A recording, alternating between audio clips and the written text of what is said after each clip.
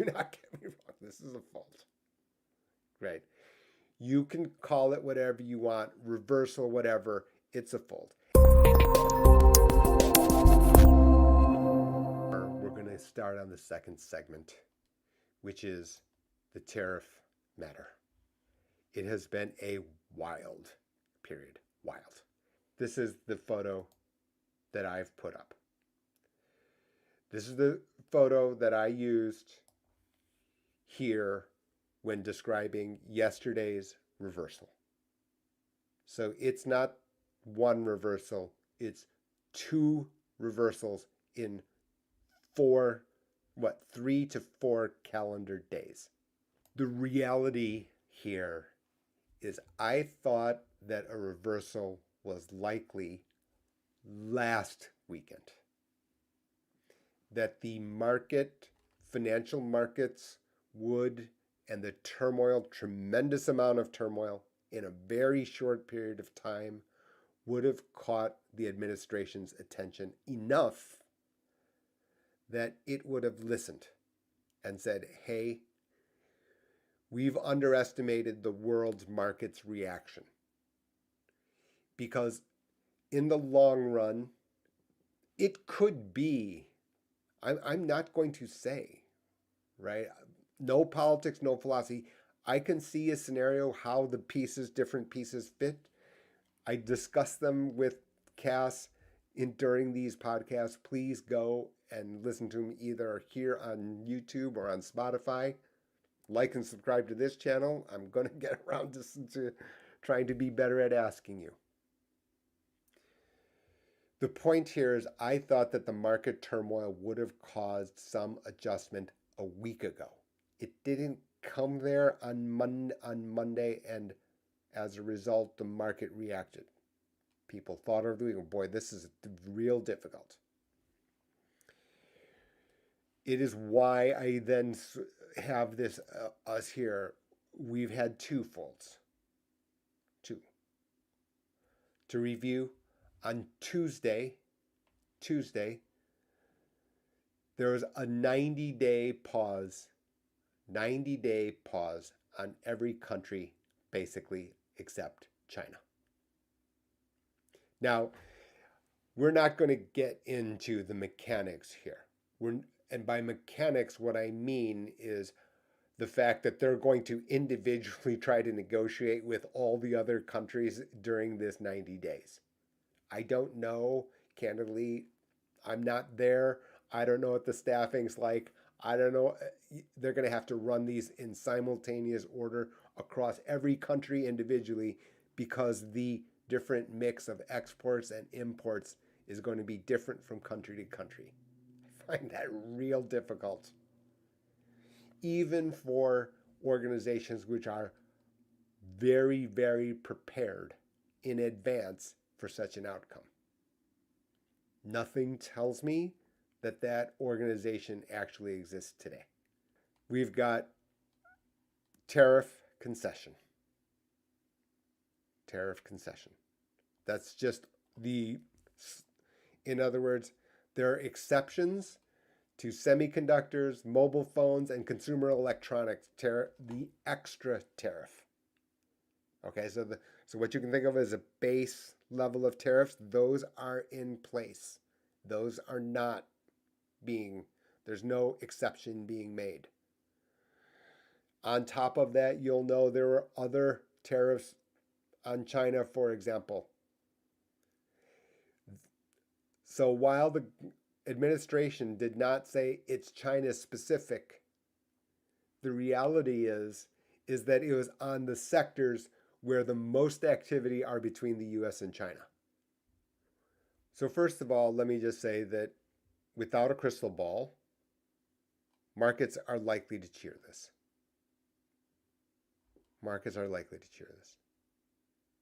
That's fair. That is totally fair. So we've had the retreat on tariffs via the exceptions. Okay, that part now is already old. To give you an idea on how fast things are changing, that's now old. And the base, because I suspect that part of it is that the money being raised for the tariffs are there to try to fund the tax cut packages that the administration and the ruling party who has been voted in on both houses and the administration. Let's not forget that. That was voted in. So as a result, they do dominate the agenda for sure. I didn't say without pushback, but I'm saying that they are certainly by vote, they are in control of the agenda. That's a fact. That's a fact. The issue is what financial markets had to say. And I discussed this over here. That was the point of having these podcasts here. Because what we have here is the tariffs and trade war have created a situation where some very strange dynamics happen. And here's this one that I stated it here on the 11th. And it's here on the YouTube channel. It's also in podcasts in both places. Basically anywhere you can find, podcasts and broadcasts and videos. Is that we have dollar down and interest rates up to followers of Jay's Corner. Everyone knows it because you're tired of it. One of the main messages to understanding finance, and then whether that be global finance, whether that be personal finance, it is stocks for show, bonds for dough. Why? On a personal level, because for me, financial planning, financial guidance always means how much does it cost? Right? Yes, I want perfect insurance with no deductible and where the insurance pays for everything and I don't pay for any. Yeah, but the question is, how much do you have to pay for the insurance? How much does it cost? You can see what I'm doing and why I've stated in this way. Credit card balance is high. It's hard to make money in your investments and savings to exceed that rate of 20% for many of you. Impossible, candidly. You can see what has happened here. That the bond market has not liked the tariff matter at all. Not one bit.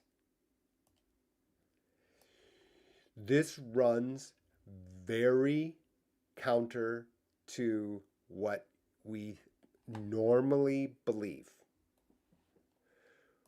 What we normally believe is that when people want to sell risky securities, stocks, high yield bonds, especially stocks, you buy bonds. This is the rationale for dividend stocks, for example, which I don't agree with, the subject of a totally different podcast, and remember, still not financial advice. That this runs very, very counter to everything that we are told about the way that assets get allocated. Out of risky into risk-free. Makes total sense, makes intuitive sense, certainly common sense. That is the way that we normally believe the way that financial markets function.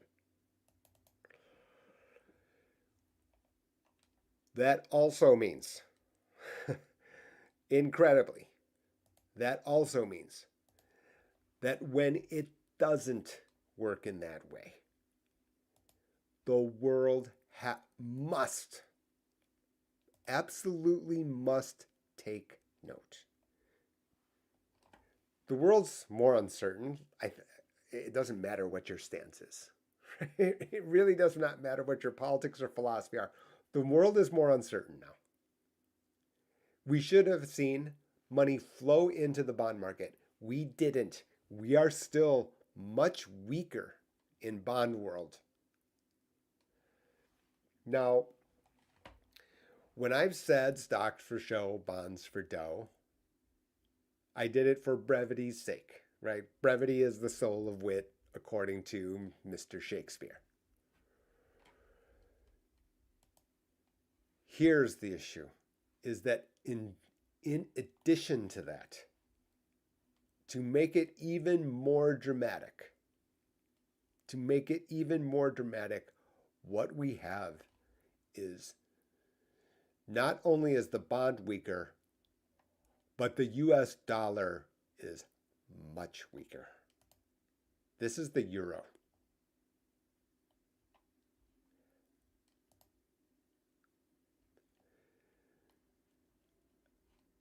From 102 to 113 within a month, within what? What is this? Since the beginning of the year, certainly, and you'll see this similar pattern. That along the same lines of the idea that people are out of stocks, out of risky, into stable, reliable, dependable, which would have been the US 10-year note, and it also means the conjoined twin, the US dollar. Hasn't happened. And this is where economies move. This is the location that economies move. And if we actually had the shorter chart, let's just see if we can, just to give you an illustration. At one point during Friday, you can see on the 4th, you were all the way up to 114 odd in the euro. You can see where it says high 114.12. And still, even after and this was just on Friday. You can see this is 4 o'clock. This was on Friday. And you can see at the worst here, 114.75. These are wild moves. It doesn't look big. I can understand that for this number here to be to have it having a 1 here is just incredible. At certain points on Friday, it was 2. In professional markets, they call this the big figure. The idea that you would move a full big figure is crazy. The idea that you would move 2 big figures is like 10 times as crazy. Right? It's not linear. For me,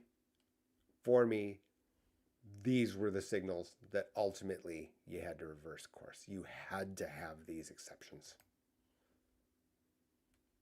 That this is the reason. Not that the price of Apple was down. I just don't believe that. This, however, is because this is the lubricant of borrowing and lending and global economics. Right? An exporter sells something to a US consumer, they get dollars and they keep them in dollars.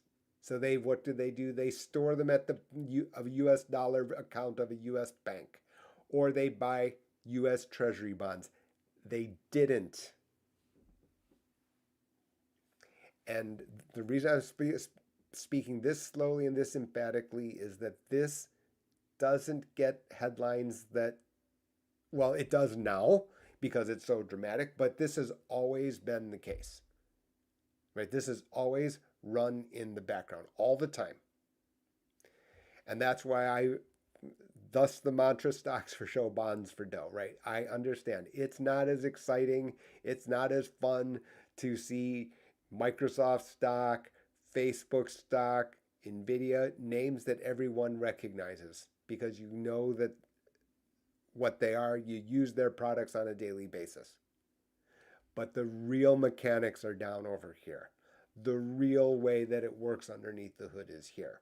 So when this gets disrupted, and it keeps getting disrupted to this degree,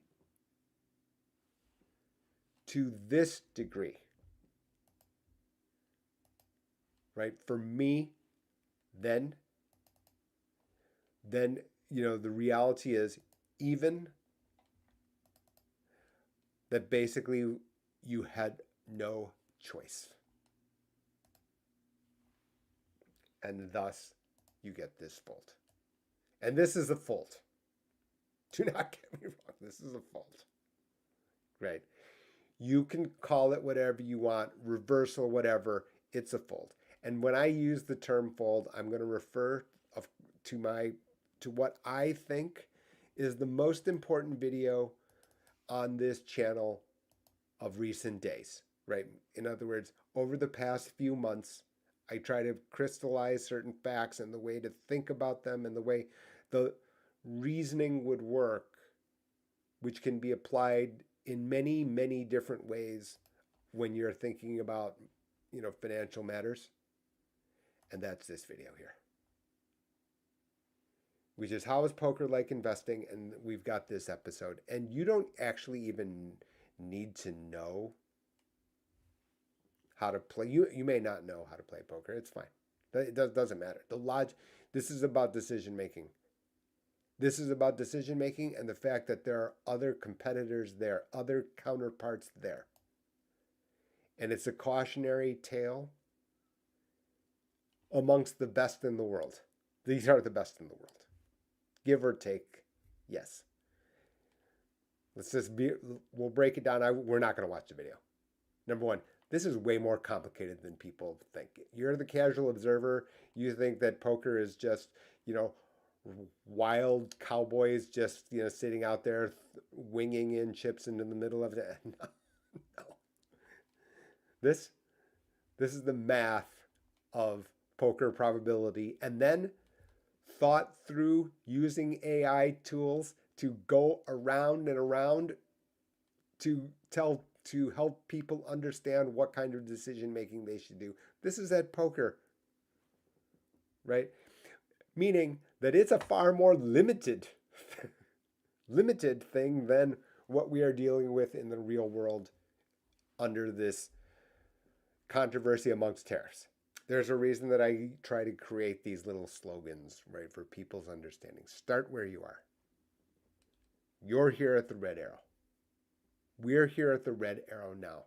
Let's not look back through what a good idea or a bad idea, et cetera, about how we got to this. This is our spot now. And that's why, for example, in this article that I wrote about what was going on and why and what happened is you can see folding is probably right. Folding is probably right. We're not talking about throwing mud balls at the president. No, I'm not, right? That is for somebody else. Did I think this is a great idea? Well, I'll let the economist said and the fact that it is self-inflicted. This is not me alone. This is basically this is Jamie Dimon. This is Larry Fink, who is the CEO of BlackRock, all calling it the same thing.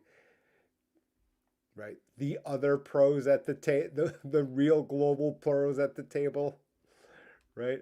That sit here have this opinion about the situation. But you can see what I've said here, which is that, okay, now that we're here, folding is probably right. In other words, now the job has changed, right? He's in trouble. He knows it. Let's lose the least. Let's not make this is not a good situation. This is not a good situation where the dollar is being challenged as the safe haven. This is not a good situation where the U.S. 10-year Treasury note is not the absolute, safe haven. These are not good. These are not ideal situations because of the fact this is what has defined the characteristic of U.S. American exceptionalism. This was the market telling you that the U.S. was exceptional, that the dollar was stable, that U.S. Treasury bonds were stable. So that means if you put a minus sign, you then have to call into question whether or not The other guys at the table believe that the United States is the exceptional set, and that's the point. And now you can see how it ties together and why I've had to hit record with Cass.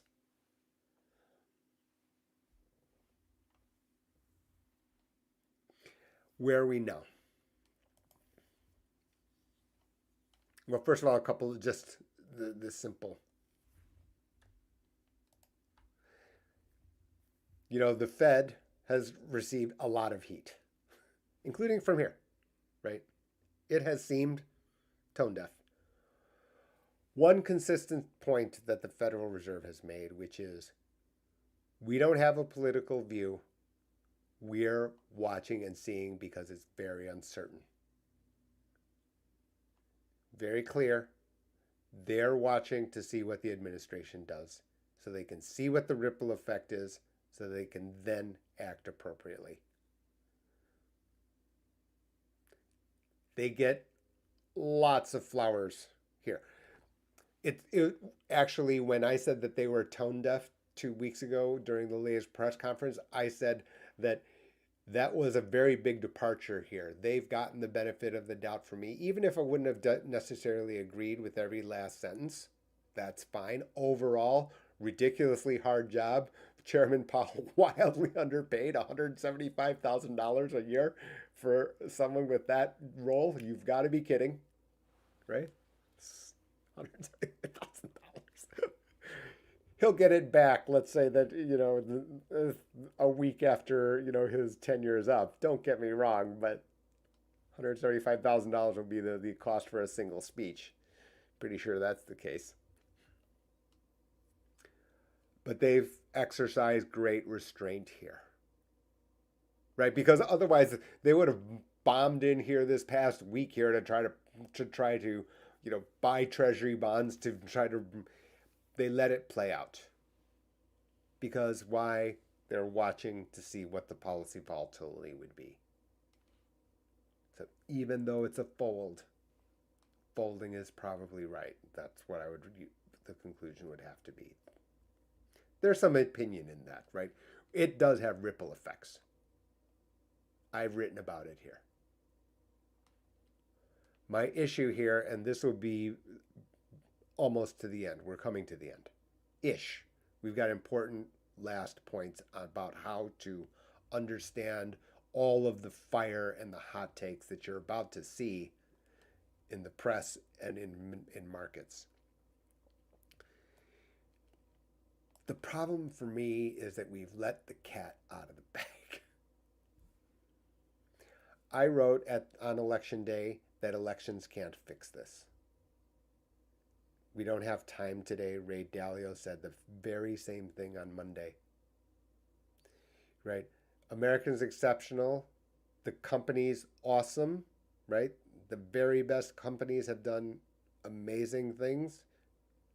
Right? Apple came from the ashes. People don't remember what Elisa was. The people running them, of course, had predictability of structure of business to be able to flex, and they used it and they propelled the United States. They have receipts, no doubt, no doubt. The direct people supporting those persons also benefited, no question, no question. You've worked at Google for 20 years. You're well off, no doubt. You've earned it. You'll never. The problem is the average person. The average person's math still is many years behind the person in India. And it's even worse anywhere on that side of the planet. Anywhere. 3-4 years, very easily inferior from the time that you're 10 in the United States. 10, 12. You're 3 years behind. I told this story to the subscribers. When I was 7, my mother used to try to teach me multiplication tables. Was I 7? Maybe I was 6. Right? She immigrated from Korea. I was like protesting like crazy. It's like, Other kids don't have to do this. Other kids don't have to do this. Why do I have to do this? I'm 7. She must have looked at me like, you're the dumbest kid on the earth. Right? Because she only knew her context. It's time. It's time. That was a long time ago.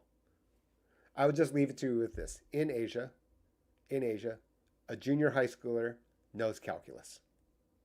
Okay? And that person is not a freak. That's not an everyday person, everyday junior high schooler.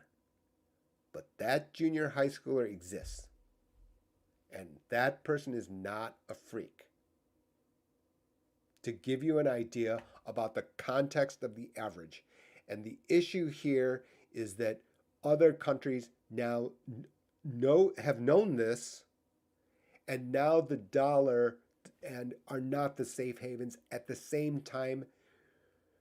And I don't know how to get us back out of that. And I'm very sure that an election wouldn't do it.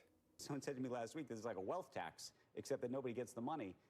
In that, 10% of a lot of folks' wealth vanished overnight as a function of at least this discussion thus far. So what happens? Well, mechanistically, it raises costs. It lowers revenues for companies. I mean, what does it mean for a company? It means costs are going to go up, revenue is going to go down, and capital is going to be harder to come by. And so, and then we're trying to replace manufacturing. I mean, I agree with the problems, okay, about the fact that we don't manufacture and that there is a problem with that. But there's a structural problem of whether we can manufacture. We have a population that basically 3 million people, 1% of the population, is incredibly brilliant. I mean, they go to the best schools, they come out, they make the unicorns, inventiveness, half of which, by the way, are foreigners. And at the same time, they are making the unicorns. At the same time, what we have is 10% of the population around them that's doing very well. The 60% of the population has below a 6th grade reading level. And it's tough to be productive. So when we agree with the problem, too much debt, Secretary Bennett and others agree we should get it down to 3%. We have to get the budget deficits down to 3% of GDP. This is not, we all agree on the problem. The question is, what do we do about it? And that was the reason I was saying that elections won't fix this. And that's exactly what Ray Dalio said. I will, at some point, find that clip and include it here.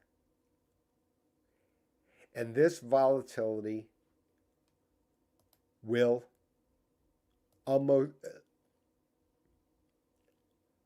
I don't see a way around this.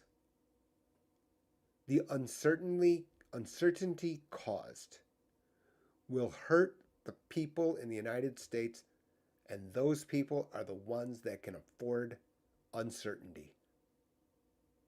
They can't have a thing uncertain.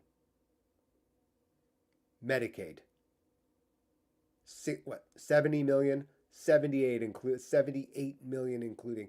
You can't have a dollar in question here.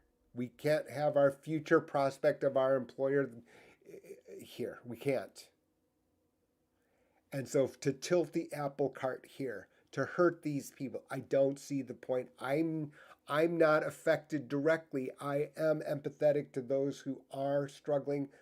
There's a reason that I don't say never Medicare Advantage. No. Right? We've got everyday people who are under duress. That doesn't mean we won't make it. That doesn't mean that I wouldn't help them. No, I will absolutely. I've helped so many people on Medicaid and on Medicare and to get to Medicare Advantage because that was prudent. You're Mr. Perfect. You're living check to check. You live an issue with 300 kids. You don't know what to do. Medicare Advantage for you. I will find the most efficient spot from there.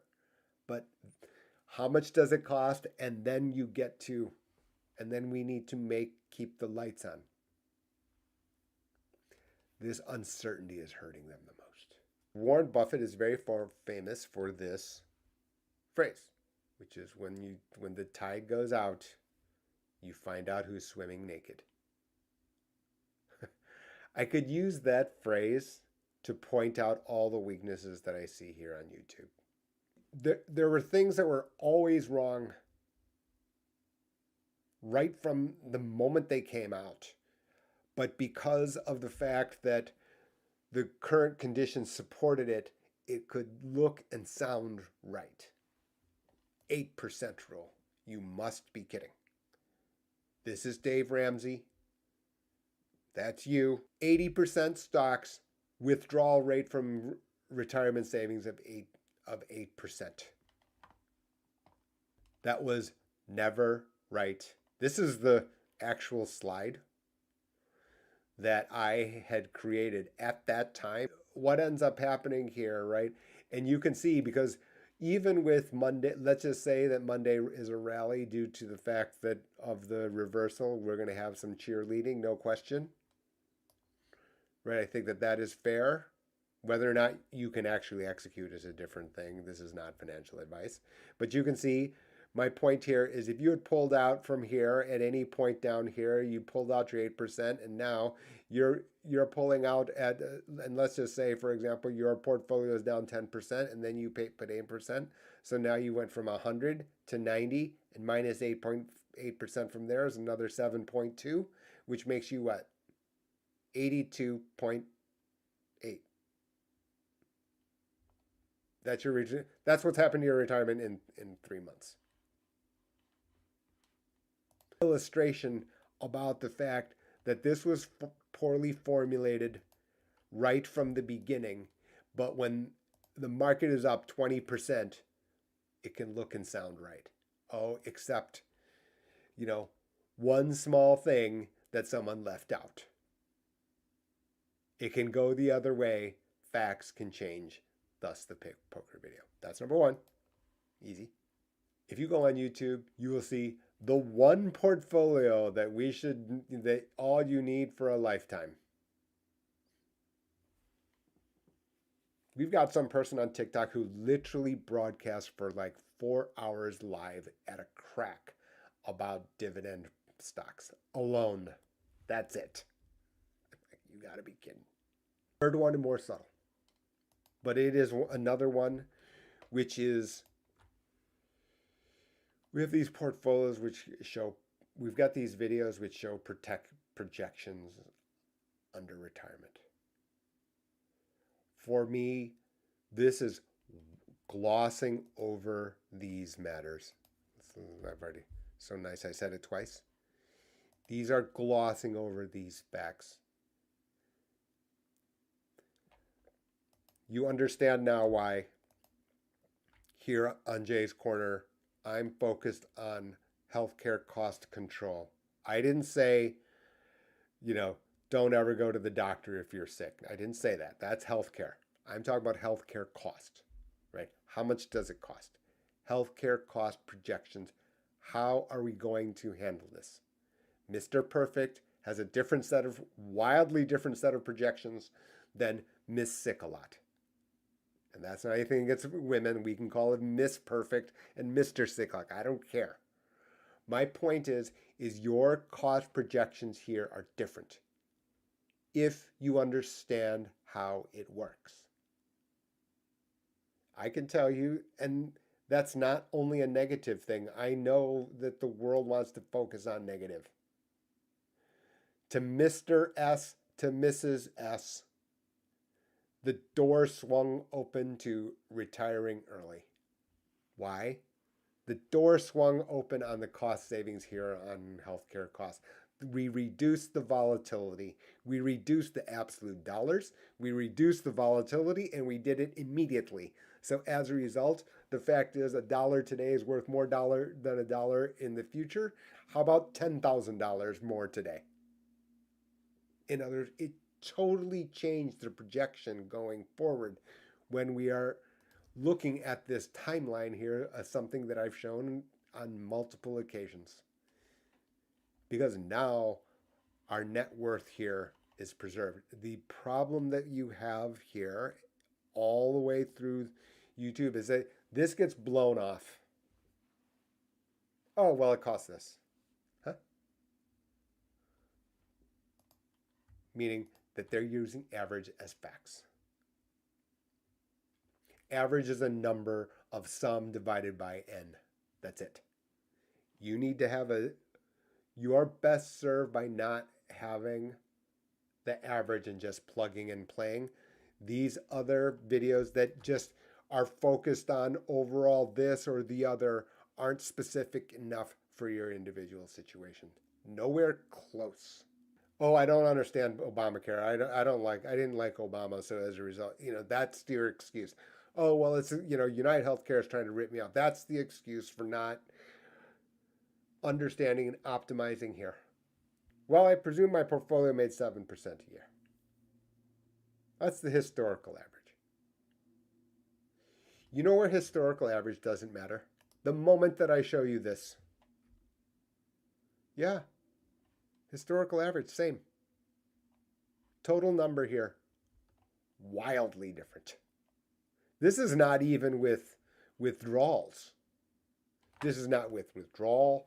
This is not with the idea there's inflation. This is not you had an emergency that you needed to have an extra amount. Your adult child had an issue and needed extra support, so you took it out. Right? I'm not even debating whether or not your value judgment is wrong. I'm going to presume that's your money. You need to tell me, we will deal with it. But the issue here is that the ripple effect of kind of just glossing over this and just presuming average portfolio return here, its ripple effects, when this gets introduced, now you have a totally different net worth. Totally different. I'm trying to help you avoid that kind of situation. So, you've got everything in full flight here. Thank you so much. And guess what? Like I said, Cass, so valuable, and you can hear her voice. All I told her is be snarky, be the most qualified, and be sure to keep up. And you can see what I've done. Cass, why don't you take us out? We're done here today. All right, folks. That's a wrap for today's Jay's Corner. Remember to like, subscribe, and follow us on Spotify and Substack. Until next time, stay sharp.